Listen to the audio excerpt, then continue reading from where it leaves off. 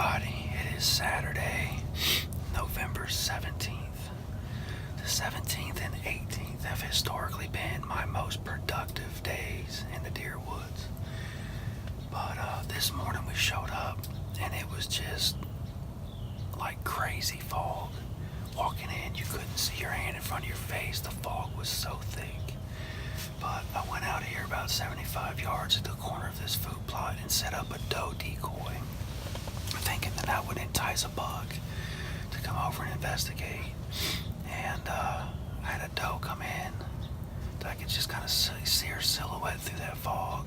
She got to about 30-ish yards away from that doe decoy and bolted. And about 20 minutes later, I hit a doe bleat and a short grunt. And I seen a big old buck. I couldn't tell what he was through the fog, just the body. Came around this brush pile up here, and as soon as he seen the decoy, he bolted. And I was like, what the heck? So I didn't even make a video this one. I'm getting to that frustrated period. I mean, I think this is sit number 50. Countless hundreds of hours in the stand to get one of these big old bruisers on the ground. And it's just that time of season where the frustration really starts to kick in and all the little things just start to add to the aggravation. But like I said, these are two of my most, productive and favorite days to hunt. So we are right back at it. We came in at 12:30 and we are going to sit till dark. Matt has already seen a doe. He's in a blind, I don't know, probably about a mile away. And he's seen a big fat doe not even 30 minutes after he got into the stands or got in his blind. So we'll see how it goes. I think just this morning we would have had good movement. Just the fog really messed us up. So hope you stay tuned and enjoy this episode.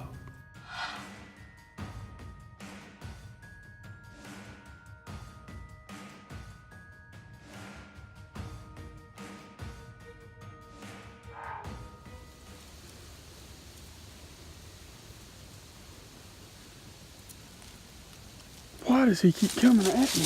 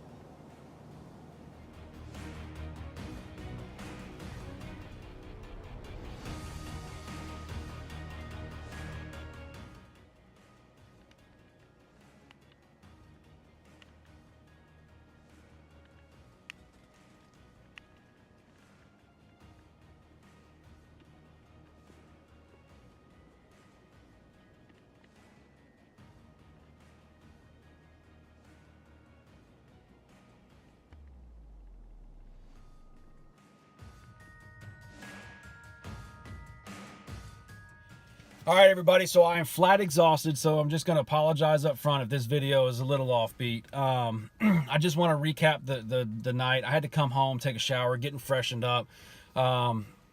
So today kind of started off as a bust to begin with. That fog was, I mean, it was so thick you couldn't see your hand in front of your face getting set up this morning. So I put a decoy out right on the outside of the plot screen, right outside the food plot. And I was like, man, that'll be perfect. I threw some Tink 69 on her. I climbed in the tower, and right as the sun was coming up, man, that fog was so dense you couldn't even see anything. You've seen that. Hopefully, you've seen the pictures there in the video. But I could make out a doe coming up that hill, and she got within about 20 yards or so of that decoy. And as soon as she noticed it, boy, she was out of there. She bolted. I was like, man, that's really weird. Maybe it's because she smells like she's hot, and she didn't want to be around her. Then I see a buck coming through. Could just make him out. Couldn't see what his antlers looked like. Every time I try to look at him through my scope would fog up. There was just so much humidity in the air today. Camera was was fogging up multiple times. So, long story short, that buck comes around that brush pile, and he sees the decoy, and he bolts out of there. And I'm like, what the heck is going on? So what I think's going on is the fog was so dense that took away their vision, so they couldn't see. So they're basically walking around blind or within about a 10-yard sight. So then they're going to rely on their other senses, their sense of hearing and their sense of smell. Well, there's so much humidity in the air that's pushing all smells down, so I think that really affected their sense of smell. So now all they have is hearing. So they weren't really, they didn't really know what their environment was. So when it came around, he saw that decoy standing there. He didn't know, and he just seen it, and he was already alert, and he just took off out of there. So, long story short, this morning was kind of blown up with that fog. We left out of there about 10:30, went and ate. I almost didn't even go back, because I'm just going to be honest with you. I'm exhausted. Like, I am spent. I mean, I think today was sit number 50 for my 2018 season. We are well over 250 hours in stand. And then you couple that with the past several days, almost a week, I'm not even really seeing deer. And so that's just that much more demoralizing. And I know I go through this every year, but this year is just a little bit more different. I don't know if it's because I'm putting in the extra effort to share my experience with you guys, but yeah, I was done today. And thank God I had team member Matt Malzahn with me, and he pumped me back up, and he's like, man, let's go. We got work to do. Let's get out there and get it done. So we climbed back in. We were set up at about 1 o'clock. And nothing. I think Matt seen a doe at about 2 o'clock. I didn't see squat. And again, that frustration just set in. And then, as you just seen, I had a spike come into the field, and man, he worked over that branch, and he made a scrape, and then he urinated on his hocks, and it was really cool to experience. It was also cool the fact that I put that branch there specifically for that, and now every buck that cruises the backside of that food plot is hitting that branch when they go by. So that was rewarding. And then I panned over, looked to the left, right at that brush pile, and I seen an 8. It might be a 6. I haven't looked at the footage yet. He milled around for a while. Again, my camera kept freaking fogging up, so I had to wipe it off and go back to filming. So I'm scanning around, and then nothing again for about 20-30 minutes. And I had just texted team member Travis and said, man, I haven't even as much as seen a doe, because he's seeing does running and bucks chasing and all this stuff over where he's at. And as soon as I said that, I look up and there's a doe standing in the food plot. And I'm like, holy smokes. So I kind of veer around, and sure enough, there's an 8-point there right with her. And he tended her the entire time for probably another 30-45 minutes. It was amazing to watch and experience. They never knew I was there. Hopefully got some good footage for you guys. But for me, it was exactly what I needed. I needed that boost of energy to see and answer some questions. One, that just told me that these bucks are still on lock. I mean, he was locked with her, and he was waiting for her to go into estrus so he can breed her. I'm assuming he had her and a smaller, younger doe, and they stayed together as a little group.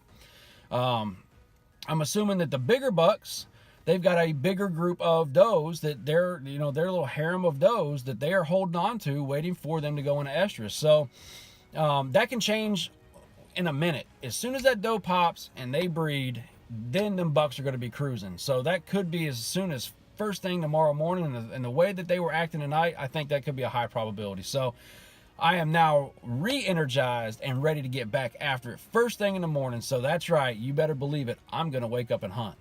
I hope you do too.